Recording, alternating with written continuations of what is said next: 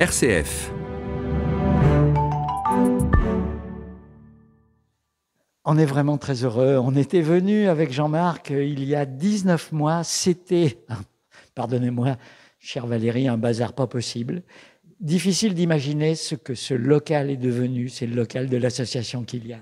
C'est incroyable. Je me rappelle des gravats, des montagnes de gravats. Et puis, grâce à bien sûr nos bénévoles, des enfants de bénévoles, des gens qui sont spontanément présentés à nous pour nous aider, des entreprises qui ont joué le jeu aussi.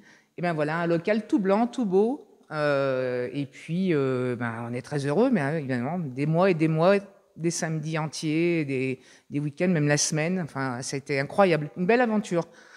Alors, cette aventure, elle est symbolisée par ce magnifique arbre. On va s'approcher. L'idée, c'est que, en haut, voilà, toutes les personnes qui sont intervenues, donc on a même Estelio, Thiago, des enfants, de bénévoles. Voilà, tous les gens qui ont mis, je dirais, l'arbre de vie de l'association Kilian. Alors, il y en a une bonne quarantaine, j'ai l'impression. Oui, largement. Largement, oui, tout à fait. Et puis, les racines, les coups de pouce, on va dire, des entreprises, voilà, diverses. Parce que l'idée, c'était de faire appel, pour que ça revienne le moins cher possible, à des dons d'entreprises et à la fois de matériaux et puis aussi de compétences. Eh bien sûr, oui, tout à fait. Donc, dans nos bénévoles, on a des gens compétents qui sont dans le bâtiment, on va dire. D'autres, on a vraiment fait appel aux gens qui pouvaient nous donner un coup de main et puis même d'autres personnes qui sont venues spontanément. Voilà. Allez, on va en citer quelques-uns. On vient devant cet arbre, il est vraiment trop beau. Allez, alors, association Kilian, bien sûr. Et puis, alors, c'est vrai que la ville de Saint-Chamond n'aurait pas eu ce local sans la ville de Saint-Chamond, évidemment. La réflexion a fait que voilà, le LECO appartient à la mairie, mais vraiment, ils nous ont donné un gros coup de main, que ce soit pour les radiateurs, pour la chaudière, pour l'accessibilité. Oui, parce que ça paraît magnifique. On va visiter tout ça, mais Leroy Merlin, Védrine, toutes les peintures, les bricots du cœur, Fauché, voilà, JE Logistique. Enfin, moi, c'est beau, quoi. Conseil et audit. Donc, on a vraiment des entreprises de tous bords, on va dire. La Maison Réau Creux, évidemment, qu'on ne cite plus tellement, c'est un de nos partenaires vraiment fidèles. Pour remonter le moral des troupes, il y a rien de tel. Ah oui. Parce que vous avez travaillé dans le froid aussi, dans la chaleur. C'est clair, dans le froid, dans la chaleur, dans la poussière, dans la peinture, dans les gravats, voilà. Donc, on remercie vraiment toutes ces personnes c'est magnifique. Que dire d'autre moi, cet arbre, on rentre dans ce local et on se dit, on a des frissons. On a des frissons, oui, tout à fait. C'est une aventure humaine d'abord. On regarde les prénoms, on regarde le nom des entreprises et on se dit, on sait pourquoi on est là, en fait. Donc, c'est vraiment le symbole, cet arbre de tout ce qui a pu être fait ici. Oui, tout à fait. Allez, un petit tour de cette grande salle de réunion, salle de rencontre, salle de travail. Salle de travail et puis tout forcément aux normes aussi, parce qu'on a vraiment tenu à être très rigoureux sur toutes les normes. On peut recevoir du public, donc tout est fait dans les normes. Il n'y a pas de souci. Et à imaginer qu'ici, c'était plusieurs pièces et que les premiers coups de pioche, c'était compliqué quand même. Voilà. Et puis, vous nous disiez que tout le mobilier, l'informatique, c'est de la récup, comme on dit. C'est de la récup, tout à fait. Comme dans beaucoup d'associations, on fait un max, on récup, on répare. C'est comme ça, pour gagner toujours plus d'argent, et cet argent, bien sûr, pour les autres, évidemment. Évidemment, puisque l'objectif de l'association, c'est d'aider des associations ou des personnes en situation de handicap. Voilà, c'est notre moteur, on va dire. Allez, un petit panoramique. Alors, vous voyez un tableau avec... Oui, comme à l'école, ce qui nous reste à faire ou ce qui va devoir être fait. Voilà, donc c'est un pense-bête, on va dire, un pense-bête géant. Et puis, vous voyez cette salle comme elle est chaleureuse, des bureaux aussi pour pouvoir travailler, bien sûr. Voilà. Et puis dans le fond, on va le voir après, une belle cuisine. On va aller à la cuisine. Alors là aussi, c'est un endroit important. Vous avez eu, je crois, pas mal de soutien là Oui, tout à fait. Donc, la cuisine, vous voyez, vraiment, que ce soit le lave-vaisselle, enfin là, et puis les meubles. Donc, cuisine et confidence, on les remercie bien parce que c'est vraiment ça nous a enlevé une belle épine du pied. Hein. En cuisine, c'est vraiment essentiel pour nous parce qu'on peut faire pas mal de choses maintenant. Voilà, le rangement déjà. Et puis, on se projette dans plein de choses, quoi, c'est vrai que la crédence, c'est pareil, ça a été fait par des bénévoles, c'était compliqué. Mais on a une magnifique cuisine, hein, voilà, pour pouvoir faire pas des festivités, enfin organiser des rencontres, pouvoir cuisiner aussi. Donc c'est ça, la salle de bain, la cuisine, c'est... Et tout est aux normes, en particulier pour l'accessibilité. Ah oui, tout est voilà, c'est une obligation, hein, parce qu'on peut être amené, voilà, même la mairie nous a mis une accessibilité pour le fauteuil, pour les fauteuils, pour le vélo, bien évidemment, le OMA 1. Donc, voilà. Allez, on va aller visiter OMA 1 avec Jean-Marc pour découvrir ce formidable véhicule que vous avez imaginé. Je vous remercie encore vraiment pour votre gentillesse et votre fidélité aussi. Merci Valérie, Madame la Présidente. Merci Jean-Marc. Il y a 19 mois, lors de notre visite, Olivier, OMA, c'est le nom du vélo, c'était un projet. Oui, à cette époque-là, c'était même un morceau de papier de voir un dossier. Et puis ça s'est formidablement concrétisé. Donc voilà, on est très fiers de ce produit dont on espère qu'il a un bel avenir. Alors, on va rappeler un petit peu l'histoire de ce vélo. Vous aviez déjà un tricycle qui arrivait en fin de course, en bout de vie. Vous n'arriviez pas à trouver des pièces détachées. Entre autres, c'était le problème.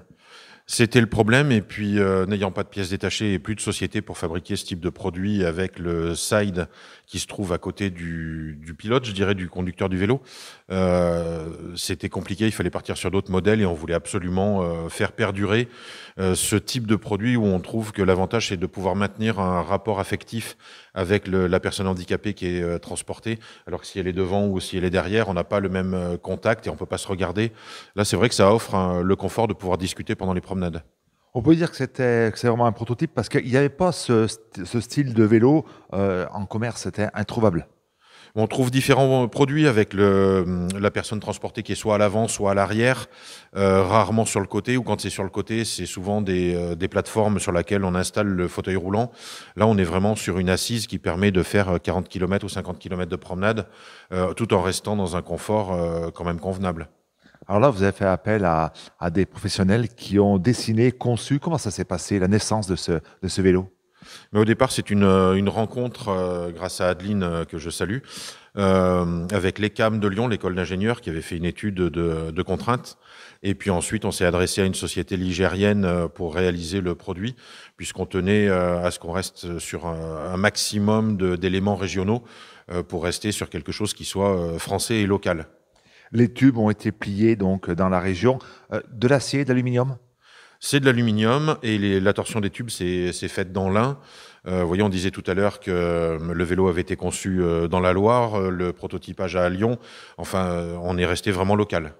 Et puis donc tout ce qui est dérailleur, tout ce qui est chaîne, tout ce qui est par contre là, localement, il n'y a pas d'entreprise qui fabrique des freins, des dérailleurs. Il a fallu prendre des choses qui existaient. Oui, le vélo porteur existait déjà. Hein. Nous, on n'a apporté que le concept side sur le côté. Et puis après, souvent, il faut se retourner sur des pièces étrangères, malheureusement, quand on les a pas chez nous. Ce qui est le cas, par exemple, de la motorisation ou des batteries. 2 batteries pour faire fonctionner ce vélo. Bien sûr, il y a une assistance électrique. Voilà, une assistance électrique avec 2 batteries couplées l'une avec l'autre, ce qui fait qu'on n'a même pas besoin de s'arrêter pour faire le renouvellement de batterie et une autonomie qui va aller de 80 à 100 km sur le plat, ce qui laisse déjà de belles possibilités. Alors c'est vrai, quand on voit ce vélo, on pourrait croire qu'il est très très lourd, mais pas tant que ça. Non, c'est à peu près 35 kilos. Personnellement, j'arrive à le monter tout seul dans un fourgon. Alors par contre, c'est vrai que sa contrainte aujourd'hui, c'est que quand il faut le transporter, on est obligé d'avoir un fourgon ou alors une remorque à l'arrière. Voilà, je dirais que c'est l'inconvénient de ce type de vélo, mais c'était compliqué pour des enfants qui, par exemple, ont des problèmes de dos, d'avoir ce type d'assise et que ça soit facilement transportable sur un porte-vélo. Alors, le siège, tous les passionnés de sport automobile ont reconnu un siège qu'on trouve dans les voitures de rallye, hein, un siège baquet. Voilà, on est parti. L'idée, c'était d'être polyvalent. Et on est parti de Kylian qui avait eu une arthrodèse lombaire et donc 2 barres en métal, 2 tiges en métal dans le dos. Et on s'est dit qu'il faut aussi permettre à ce public-là de pouvoir être assis sans difficulté et sans danger surtout. Allez, pour voir comment on s'installe sur ce vélo, comment ça se passe. Évidemment, les sangles que je ne mettrai pas, mais voilà. Alors là, on est vraiment bien enveloppé. Je tiens vraiment à le dire, c'est très très confortable. Je ne dirais pas que je passerai ma nuit dedans quand même, mais presque. Donc on est vraiment très bien. Un vélo en plus qui est bien suspendu avec donc une fourche suspendue et puis des freins à disque avant, arrière. On a d'abord joué beaucoup la carte sécurité parce que c'est ce qu'il faut, c'est être en sécurité dans ce type de vélo. Oui, disons qu'il faut considérer qu'on peut arriver à être sur un poids de 200 kg en charge, en mouvement. Donc effectivement, c'est des freins à disque 4 pistons pour qu'on ait un freinage qui soit tout le temps sécure. Tout le monde peut le conduire, ce vélo. Il n'y a pas besoin d'avoir une force herculienne, justement grâce à ce moteur électrique, cette assistance électrique. Il a fait ses premiers tours de roue. Alors, vous le voyez derrière nous, on a fait ces images il y a quelques minutes avec Jean-Claude comme passager. Un vélo facilement maniable? Oui, il est facile à manier. Alors pour l'instant, la difficulté avant qu'on puisse le faire essayer, c'est que nous, il faut qu'on obtienne une homologation. Donc pour l'instant, ça restera dans un milieu fermé, mais on ne désespère pas. On va essayer de trouver un industriel qui est intéressé par le produit et qui peut être amené à le développer à notre place, puisque nous, notre rôle va s'arrêter là. Voilà, donc le but, ça serait d'en faire une petite série pour des personnes handicapées ou des personnes âgées, puisqu'il va aussi bien pour des personnes handicapées que des personnes âgées, des personnes, dans tous les cas, à mobilité réduite. Voilà, ce qui était intéressant à partir du handicap, c'était la polyvalence. Et on trouvait que typiquement dans les EHPAD, c'était une occasion, je dirais, d'offrir des sensations à un public qui les a pas eues depuis longtemps. Et voilà, l'idée nous a plu de se dire, eh bien, tiens, des personnes âgées peuvent aussi bénéficier d'un apport qui vient de personnes handicapées. Première sortie officielle, c'est bientôt. Ben, ça s'approche puisqu'on va faire un espèce de tour de l'Europe du Nord au mois d'avril. Donc 11 jours pour traverser 11 pays, 11 capitales et promener des enfants ou des adultes handicapés et des personnes âgées dans chacune des capitales traversées. Voilà, vous allez pouvoir présenter le projet avec Jean-Claude d'ici quelques minutes. Le coût d'un vélo comme ça, c'est combien? Forcément, c'est un produit qui est très très cher. On est aujourd'hui sur un coût de 12 000 € de réalisation. Donc c'est pas à la portée du grand public, on le comprend bien. Maintenant, il fallait faire une pièce unique. C'est surtout ce problème-là qui coûte cher. Et aujourd'hui, on se dit que c'est du ressort d'un industriel d'arriver à en sortir plusieurs exemplaires pour diminuer les coûts et le rendre plus abordable. En tous les cas, on va vous suivre avec ce vélo, donc à travers vos différentes manifestations. Et puis, on se retrouve d'ici quelques minutes avec Jean-Claude. Merci beaucoup, Olivier. Merci à vous. Dans les beaux locaux de l'association Kylian, on va continuer avec vous, Olivier, à évoquer les multiples initiatives que vous continuez à prendre. Peut-être la première, parce qu'elle est juste devant nous, des bonnes choses et un beau projet. Oui, puis surtout, je dirais une amitié qui continue avec la Maison Réau-Creux et son dirigeant, Sébastien, qui donc souhaitait développer une gamme de biscuits maintenant. Et il a voulu associer le handicap en reversant 1 € par boîte vendue. Et l'association a apporté le concept en proposant à des familles ce type de vignette où on retrouve la photo de leurs enfants, le nom de la maladie et puis leur commune de résidence. Et le concept était de mettre en valeur ces enfants-là, qu'on voit pas souvent, et de leur donner le sentiment de fierté, de se dire « Ah bah tiens, on peut être aussi se retrouver dans le commerce en étant l'égérie d'un produit ou d'un autre. » Et voilà, c'était ce qui nous faisait plaisir. Et Vous avez fait des beaux shootings. Voilà, c'est ce que j'allais dire, c'est que ça part en fait du shooting photo qu'on avait fait avec Lucie et Kélia, où on s'est dit, on va pas en rester là, et puis on va essayer de continuer. C'est pour ça qu'on retrouve notamment la photo de Lucie sur la boîte de présentation. Voilà, donc Maison Réau-Creux, on en trouvera probablement dans votre local et au cours des manifestations que vous continuez à organiser régulièrement. Voilà, normalement c'est une amitié qui devrait durer encore 20 ans et je pense qu'on nous reverra ensemble souvent.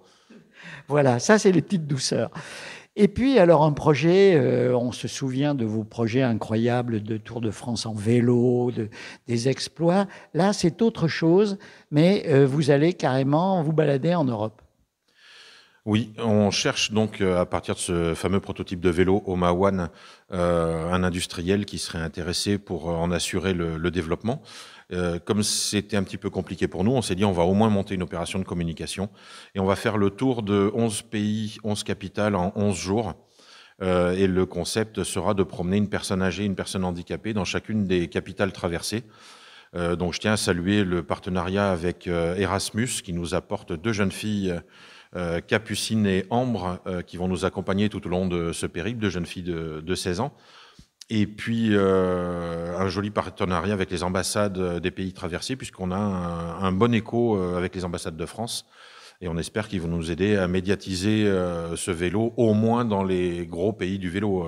Je pense notamment au Danemark, je pense aux Pays-Bas. Vous commencez d'ailleurs par Copenhague, je crois. Voilà, on va passer par Copenhague, on va faire un tour en Suède, me semble-t-il, pour ensuite les 3 pays baltes, les Pays-Bas, l'Allemagne, et puis voilà, je dois en oublier, mais il y a 11 pays, 11 capitales.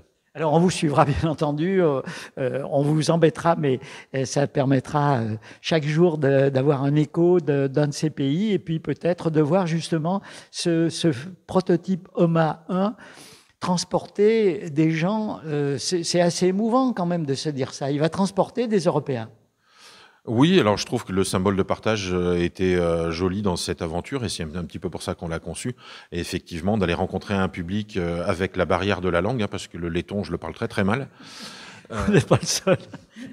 Et du coup, on se disait que la barrière de la langue, on avait un vecteur de contact.